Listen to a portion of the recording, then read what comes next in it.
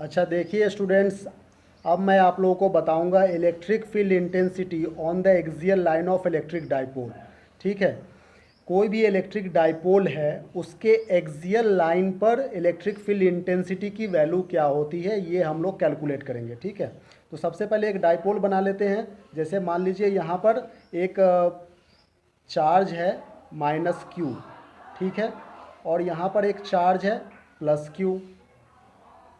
तो इन दोनों के बीच का जो डिस्टेंस है इसे कहते हैं टू ए डिस्टेंस है इसके बीच में। इसका सेंटर ओ हो गया और इसके बीच का डिस्टेंस टू ए हो गया। तो देखिए डाइपोल कहने का मतलब होता है two equal and opposite charges having a small distance between them. ठीक है, दो इक्वल एंड अपोजिट चार्ज है, उसके बीच का कुछ डिस्टेंस है, तो इस सिस्टम को हम लोग क्या कहेंगे, इस सिस्टम को हम लोग डाइपोल कहेंगे।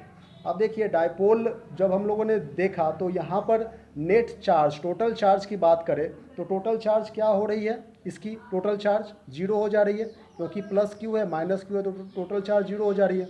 तो टोटल चार्ज जीरो है, इसका मतलब इलेक्ट्रिक फील्ड जीरो होगा ऐसा नहीं है। इलेक्ट्रिक फील्ड तो प्लस से माइनस की तरफ को मूव कर रही है ना, इस तरह से इलेक्ट्रिक फील्ड जा रही है प्लस से माइनस की तरफ, और भी इलेक्ट्रिक फील्ड्स जो है वो प्लस से माइनस की तरफ को जा रही है। तो देखिए एक बात ध्यान से सुनिए, एग्जाम में पूछे जाते हैं कि यदि चार्ज जीरो हो जाए तो क्या इलेक्ट्रिक फील्ड जीरो हो जाएगा? नहीं, बिल्कुल नहीं। यदि चार्ज जीरो हो जाए तो इलेक्ट्रिक फील्ड वहाँ पर होंगे। देखिए यहाँ पे प्लस माइनस, यहाँ पे टोटल चार्ज जो है वो जीरो हो गया, लेकिन यहाँ पर इलेक्ट्रिक फील्ड जीरो नहीं हुआ है, क्योंकि प्लस से माइनस की तरफ इलेक्ट्रिक फील्ड होते हैं। अच्छा ठीक, इसका उल्टा यदि हम लोग देखें कि मैंने अभी क्या बताया कि चार्ज, इफ़ चार्ज, यहाँ पर टोटल चार्ज कितना है पहले ये बताइए। टोटल चार्ज है प्लस क्यू और minus q, that is equal to zero. ठीक है, तो नेट चार्ज जीरो है, इसका मतलब इलेक्ट्रिक फील्ड जो है वो नॉट इक्वल टू जीरो। क्यों? क्योंकि यहाँ पर प्लस से माइनस की तरफ इलेक्ट्रिक फील्ड लाइन्स जा रहे हैं। ठीक है ना, ये पहला कंडीशन है। यदि हम इसका उल्टा करें कि यदि इलेक्ट्रिक फील्ड जीरो हो जाए तो क्या चार्ज जीरो हो जाएंगे? क्या होगा चार्ज?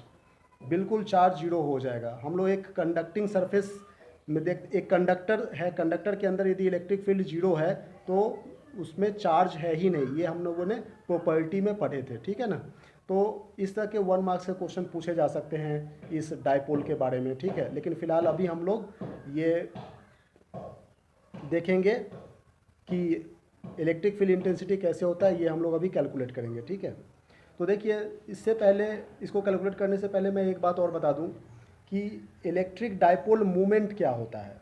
ठीक है, electric dipole movement, dipole movement की बात कर रहे हैं हम लोग। डाइपोल मूवमेंट, डाइपोल मूवमेंट को हम लोग पी वेक्टर से रिप्रेजेंट करते हैं। ये चूंकि एक वेक्टर क्वांटिटी है, ठीक है ना, वेक्टर क्वांटिटी है तो इसमें मैग्नीट्यूड भी होंगे और डायरेक्शन भी होंगे। तो मैग्नीट्यूड क्या होंगे और डायरेक्शन क्या होंगे ये भी हम लोग देख लेते हैं। डाइपोल मोमेंट एक वेक्टर क्वांटिटी है, तो मैग्नीट्यूड की बात यदि हम लोग करें इसमें, तो मैग्नीट्यूड होता है either of charge having, either of any charge multiply with distance between them. ठीक है ना, तो इसको हम लोग मान लीजिए मैग्नीट्यूड है तो मॉडुलस से लिखेंगे।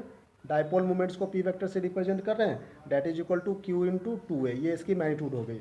और डायरेक्शन की बात करें, डायरेक्शन की बात करें तो डाइपोल मोमेंट की जो डायरेक्शन होगी वो, डाइपोल मोमेंट की डायरेक्शन यहाँ पर minus negative charge to positive charge होगी। ये बात समझ में आ रही है आप लोगों को? तो अब डाइपोल मोमेंट की यूनिट की बात कर दें। यूनिट जैसे कि हम लोगों ने देखा ऐसा यूनिट की बात कर रहे हैं, तो यहाँ पर चार्ज की यूनिट क्या होती है? कूलम, और डिस्टेंस बिटवीन देम है तो इसकी हो जाएगी मीटर, तो कूलम मीटर जो है वो इसकी यूनिट हो जाएगी। ठीक है, ये तो डाइपोल मूवमेंट्स के बारे में मैंने बताया। डाइपोल मूवमेंट्स क्यों देखते हैं? ताकि हमारी जो कैलकुलेशन है वो आसान सी हो जाएगी, हम लोग डायरेक्ट पी वेक्टर से इसे रिप्रेजेंट करके और दिखा सकते हैं। ठीक है, तो देखिए अभी फ़िलहाल हम लोग समझेंगे कि electric field intensity on the axial line of electric dipole, इसमें हम लोग किस तरह से इसका कैलकुलेशन करते हैं ये हम लोग देखेंगे। ठीक है, तो देखिए जैसे कि मैंने बताया कि इलेक्ट्रिक डाइपोल है, इसकी डायग्राम्स हम लोग बना लेते हैं पहले। तो यहाँ पर एक्सियल, इसके एक्सिस में यहाँ पर एक पी पॉइंट है, इस पी पॉइंट पर हमें electric field intensity find out करनी है। तो जैसे कि ये एक नेगेटिव चार्ज है, तो नेगेटिव चार्ज इसका नाम दे दे रहे हैं ए, इसका नाम दे दे रहे हैं बी। तो नेगेटिव चार्ज है, तो नेगेटिव चार्ज में इलेक्ट्रिक फील्ड जो है सो अंदर के तरफ को होता है, तो इसका हो जाएगा E1 वेक्टर। और यदि यहाँ पर प्लस क्यू चार्ज है तो इलेक्ट्रिक फील्ड जो है वो बाहर की तरफ को हो जाएगा, इसका नाम दे देंगे हम लोग E2 वेक्टर। ठीक है, और ओरिजिन से इसका डिस्टेंस है R, इस P पॉइंट की डिस्टेंस जो है वो R है ओरिजिन से, यदि हम लोग देखें तो अब देखिए, जैसे कि हम लोगों ने कहा कि इसका नेट रिजल्टेंट फाइंड आउट करें, तो बहुत ही आसान सा है। इस चार्ज, ये नेगेटिव चार्ज है, इस चार्ज के कारण यहाँ पर इस P पॉइंट पर इलेक्ट्रिक फील्ड क्या बनेगी वो हम लोग फार्मूला से कैलकुलेट कर सकते हैं, KQ/R जो फार्मूला है उससे।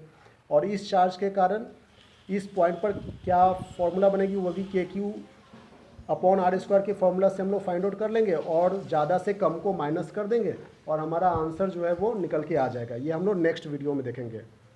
Thank you.